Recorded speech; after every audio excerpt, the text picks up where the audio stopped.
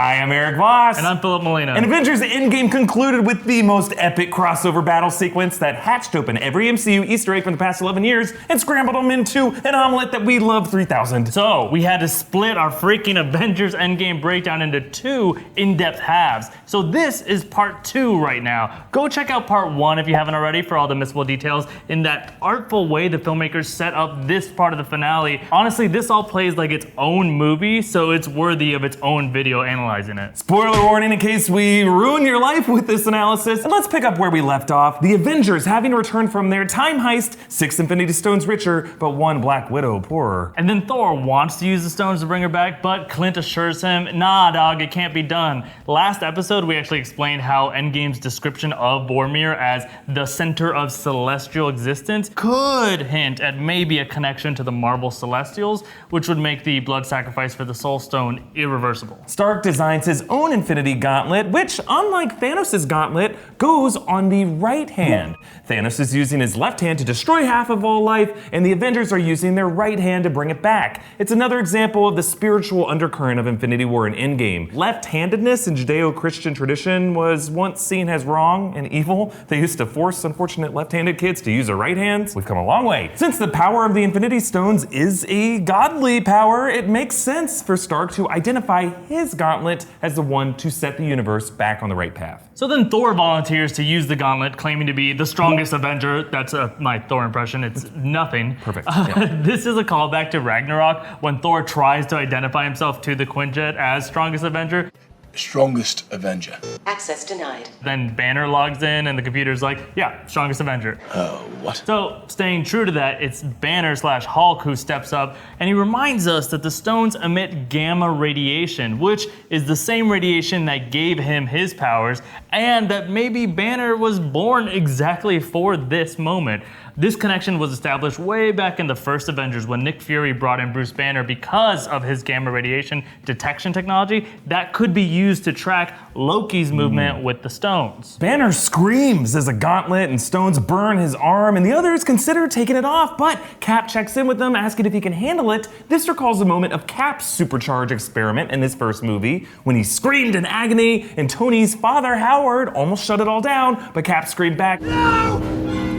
Don't! I can do this!" So while all this is happening, Nebula, who is actually her evil 2014 self who snuck back into the present with the others, she uses the quantum tunnel to beam up Thanos' entire warship from the past. Now, to clear up any confusion, yes, the Avengers were only supposed to have enough Pym particles for a round trip for themselves alone, but according to the filmmakers, Ebony Maw is like a brilliant scientist and anything they need him to be apparently. He could reverse engineer the Pym particle technology from 2014 Nebula's stolen bile, and they could use that to bring Thanos, his ship, his Black Order, and his entire army to the future. So even though Banner is successful in snapping everyone back, we don't get to enjoy it for too long because Thanos wrecks Avengers HQ. And let's take a moment to compare this Thanos to who Thanos was in Infinity War. Thanos came into Infinity War already accomplishing the unprecedented feat of collecting 2 Infinity Stones. That makes Thanos kind of a Zen-like deity throughout that movie. He takes off his armor, he cries at one point, he tells Stark, I hope they remember you. he tells Wanda, I understand my child better than anyone. this guy's empathy. He wants to retire on a farm. And, he killed Vision, which, some of us were actually kind of okay with. That is not okay, but Okay with me. kind of. But this 2014 Thanos is still a hungry warmonger. He's younger, he's stronger, still armored, still packing, farming. He still wants blood. And his response to learning his future snap doesn't lead to a grateful universe is to tear this universe to shreds and start over. Kill everyone. Much like the one-dimensional SOB that Thanos is in the comics. Hey, these are a lot of judgments against Thanos. Thanos, I think that you have a point. Anyway, in the ruins of HQ, Thanos did nothing wrong. He did some things wrong. Yeah, he did. In the ruins of their HQ, Banner/Hulk holds up a huge chunk of rubble to protect Rhodey and Rocket, just like the comics image actually from Secret Wars #4, and that leaves Stark, Cap, and Thor on the surface which are kind of like the Holy Marvel Trinity. Yeah. They're the ones that are left to confront the Mad Titan. So when Thor charges up his combined power of Stormbreaker and Mjolnir, his shaggy beard twists into that sweet braid of a Norse god. The fight choreography of this 3-on-1 fight is filled with callbacks to Marvel past. Thor blasts lightning into Stark's suit, which Stark uses to supercharge his repulsors, just like Thor accidentally did with his lightning in the first Avengers. And Thanos pins Thor, pushing Stormbreaker into his chest, a reversal of when Thor didn't go for Thanos' head in Infinity War. And of course, the most epic visual of this movie, the rise of Mjolnir, wielded by Captain America. Thor cheers, "I knew it!" Because this is a callback to the test of strength in Age of Ultron, when Cap slightly budged Mjolnir, causing Thor to briefly freak out that someone else might be worthy. You know, I like to think that Cap could have lifted Mjolnir in that moment, but he decided to hold back to spare Thor's pride. Apparently, when Thor loses his pride, he loses his workout routine and turns into melted ice cream. Then Cap tosses his shield and throws Mjolnir into it, creating a powerful clang shockwave that knocks Thanos off his feet. He's calling back, actually, that same team-up move with him and Thor back in Age of Ultron. But Thanos, 4 years younger, remember, 4 years hotter, he's more battle hungry than his older self was. He beats down all three of them in this moment, and he breaks Cap's shield, which is a nod not only to the Infinity Gauntlet comics, but we're finally seeing the nightmare vision that Tony had way back in Age of Ultron. That's all in the surroundings here. The rubble, the coming Leviathans, all the visuals are Stark's worst fears becoming realized. Thanos assembles his full army, including the Black Order and the Chitauri, the Leviathans. Cap gets to his feet and faces Thanos alone. Another epic visual from the Infinity Gauntlet comics, the moment Cap limps up to Thanos and says, "As long as one man stands against you, Thanos, you'll never be able to claim victory." But then, back up, the voice of Sam Wilson comes in saying, "On your left," a callback to Cap and Falcon's recurring line from Winter Soldier. On your left. On your left. On your left. On your left. And at the end of the movie, Sam greets Old Man Cap on his left. Get it? Yes. Because he's more liberal. So then the slingering portals from Doc Strange and Wong open, and they return pretty much everyone who's available to the battle. We're talking Black Panther, we're talking Shuri, Okoye from Wakanda. They're joined by the combined tribal forces with M'Baku chanting Ibambe, their battle cry from Infinity War that translates to "Hold fast." Bucky and Groot also, of course, join them. Doctor Strange brings in Drax and Mantis and Star-Lord and Peter Parker, all from Titan, and the remaining Asgardian soldiers. We're talking Korg, Meek, Valkyrie on her freaking Pegasus, alongside Scarlet Witch on nothing, plus all of the sorcerers that Wong could gather, Hope Van Dyne, and behind her, freaking Howard the Duck, wielding some massive gun. He comes in with a bunch of the Ravagers from Guardians of the Galaxy, and of course, Pepper Potts, wearing finally the blue-colored Stark armor, a nod to her rescue incarnation in the comics. She's even there too, pushing goop on all of us. It's everybody. Cap sees everyone and says, "Avengers, assemble," paying off that tease at the end of Age of Ultron when he didn't say it, and he says it while holding Mjolnir. It evokes the image from the Fear Itself comics when he says that. Strange says to Wong, "Is that everyone?" And Wong's like, "You wanted more?" It's a great meta nod from Marvel to the fans who, despite probably feeling pretty overwhelmed with joy in this moment, there's probably some of you looking for Daredevil and Punisher and feeling disappointed. The screenwriters actually said that they considered bringing in the Marvel Netflix Defenders universe heroes, but in the end they needed to pay off faces from the Marvel films, and choosing this moment to introduce characters from shows that maybe sizable portions of the film audiences didn't watch would probably just feel weird. But Howard the Duck, everybody recognizes Howard the Duck, right? So then the battle features highlight after highlight after a highlight. It's like you have to watch it 30 times to catch all these things. Scott Lang as Giant Man is punching a Leviathan. Falcon uses his wings to stab a beast, which is the only move I want Falcon to use from now on. Drax quick stabs a beast with his daggers like he did in the stomach lining of the Obelisk in Guardians 2. Thor makes Cap swap Stormbreaker for Mjolnir because he's got to take the small one. One great callback that came up is when Hope Van Dyne radioed to Cap saying, "We're on it, Cap," and then Scott gives her this knowing look. It's actually a callback to the joke in Ant-Man and the Wasp when Hope is mocking Scott for thinking he's on this nickname basis with Steve Rogers. Cap needed help. Cap? Captain America, Captain Cap. It's what we call them. While this is going on, Stark's gauntlet trades hands from Avenger to Avenger, like a football in a rush to the goal line. This was actually foreshadowed in the earlier scene with Stark and Nebula flicking folded footballs on the Benatar. The possession goes from Hawkeye to 2014 Nebula, similar to the moment Nebula possesses the gauntlet in the comics, then back to Hawkeye, Black Panther, then to Spider-Man with an assist from Valkyrie, Captain Marvel, before Thanos and Stark wrestle over it. But when Black Panther takes it, he says, "Clint, pass me the gauntlet," a nod to their first interaction in Civil War. I'm Clint. I don't care. When Peter has the gauntlet, he finally activates instant kill mode, a function in his suit that he was too afraid to use in Spider-Man Homecoming. Activating instant kill. No, I don't want to kill anybody. And when Carol gets the gauntlet from Spider-Man, he introduces himself as Peter Parker, keeping with his habit of telling everyone his actual name. I'm Peter, by the way. Doctor Strange. Oh, you're using their made-up names. I'm Spider-Man then. I like Tom Holland, who just improvises most of his dialogue. Cap does call Peter Queens, which is a nod to their first interaction in Civil War. You got hard, kid. Where you from? Queens? Brooklyn. And we gotta talk about the hug Tony Stark gives him. Peter sighs, "This feels nice," which is a nod to the fake hug that Mr. Stark gave him in Spider-Man Homecoming. That's not a hug. I'm just grabbing the door for you.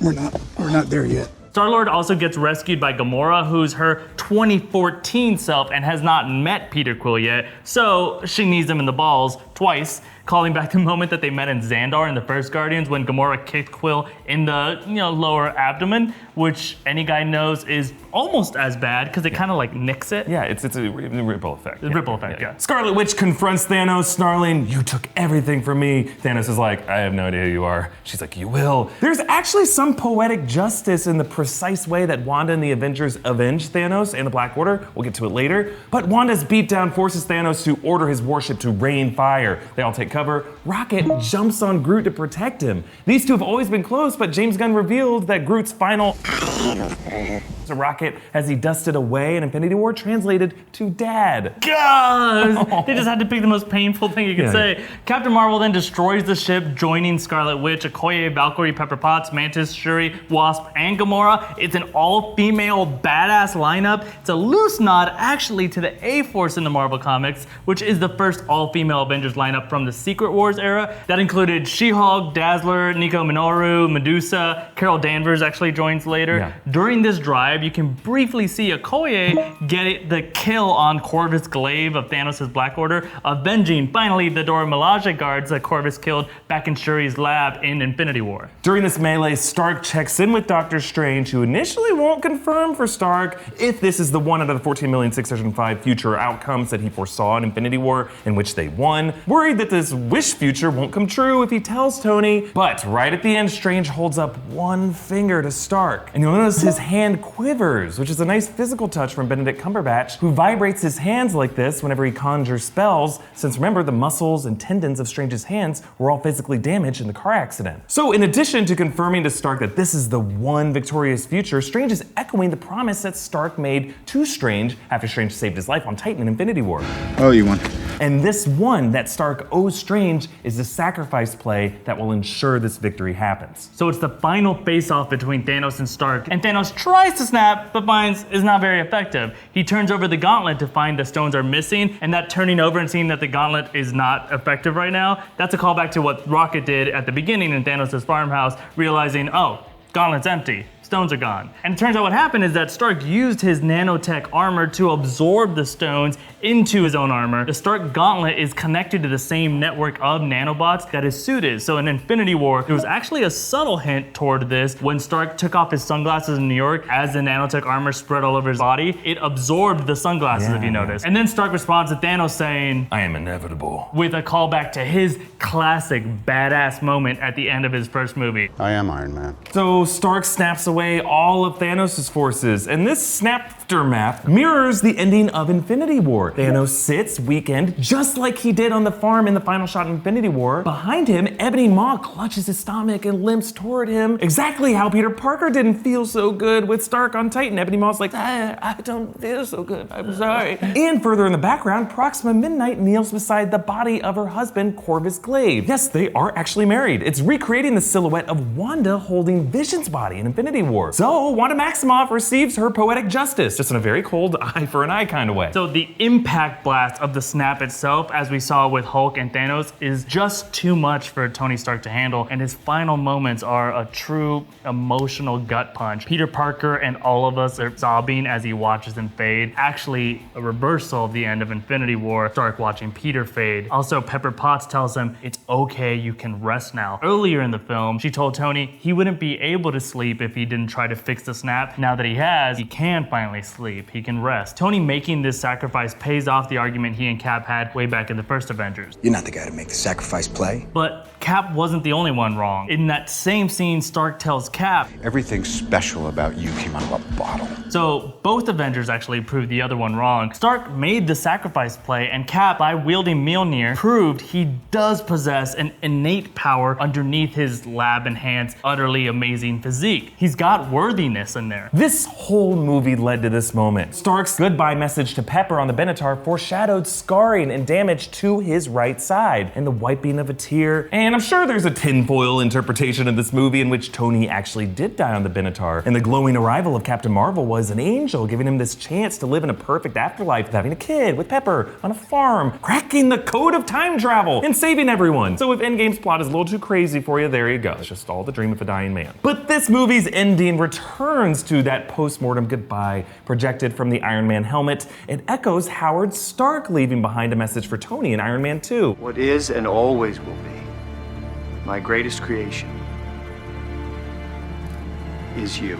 And Stark says, if you told me years ago that we weren't alone in the universe, I wouldn't have believed the extent of it. It's a subtle nod to the moment Nick Fury recruited Stark to join the Avengers. Mr. Stark, you become part of a bigger universe.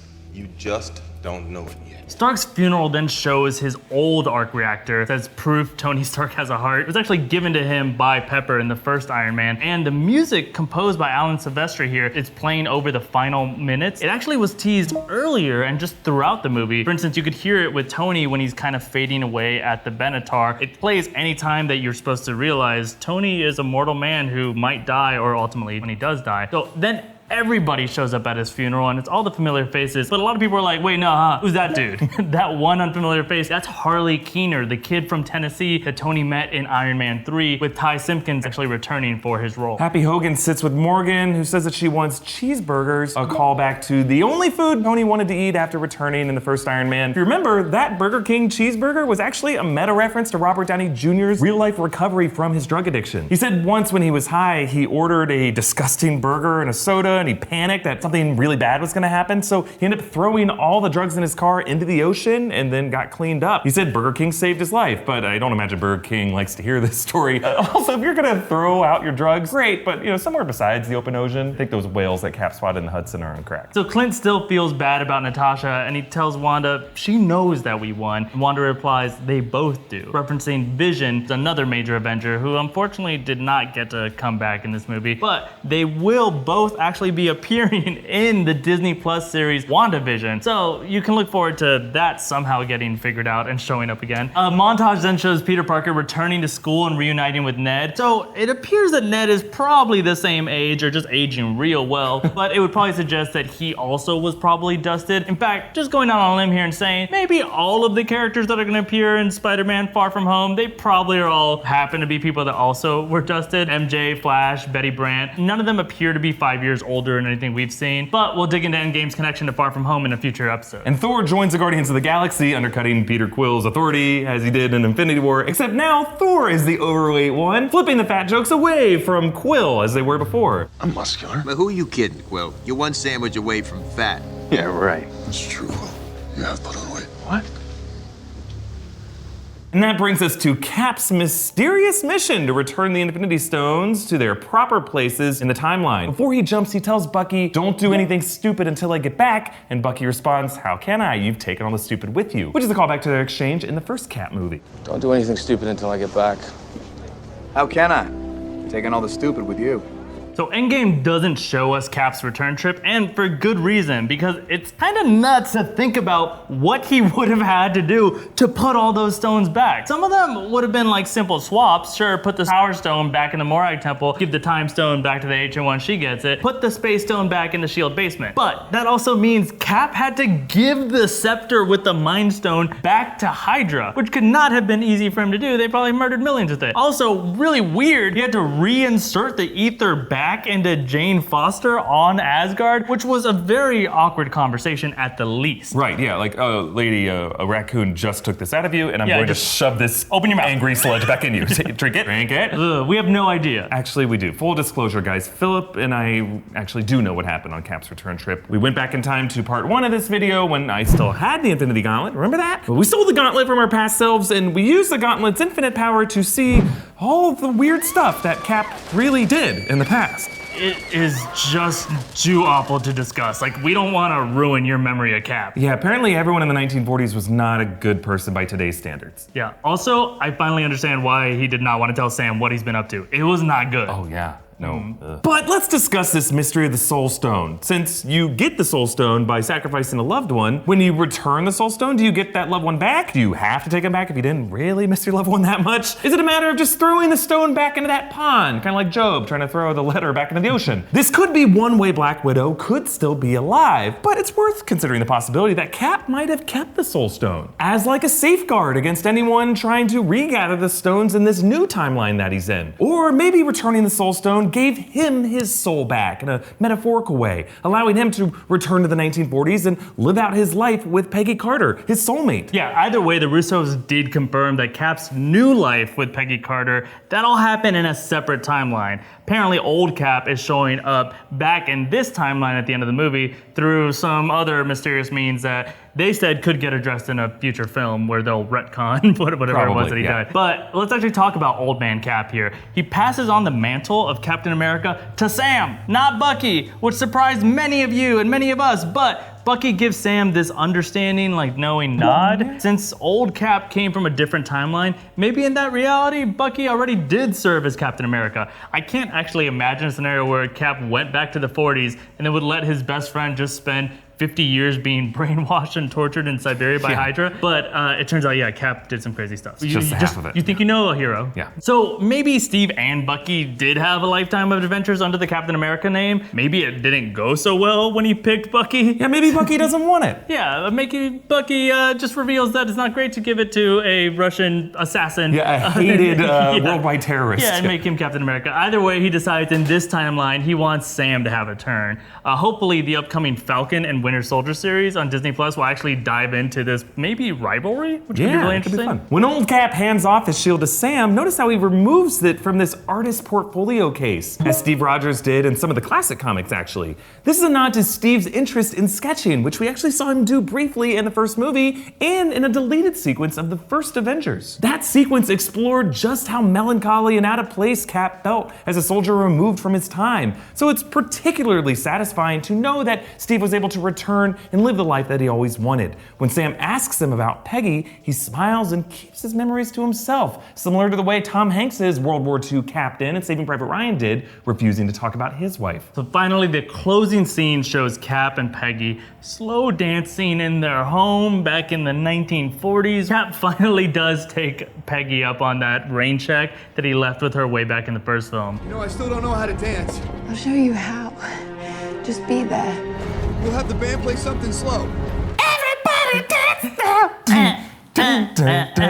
You actually might recognize this slow song. It's called It's Been a Long, Long Time. And it's a favorite of Cap's. Back in Winter Soldier, Sharon Carter, Peggy's great niece, told Steve he left his stereo on and Nick Fury was playing that exact song in his apartment as a way to cover their conversation from being recorded.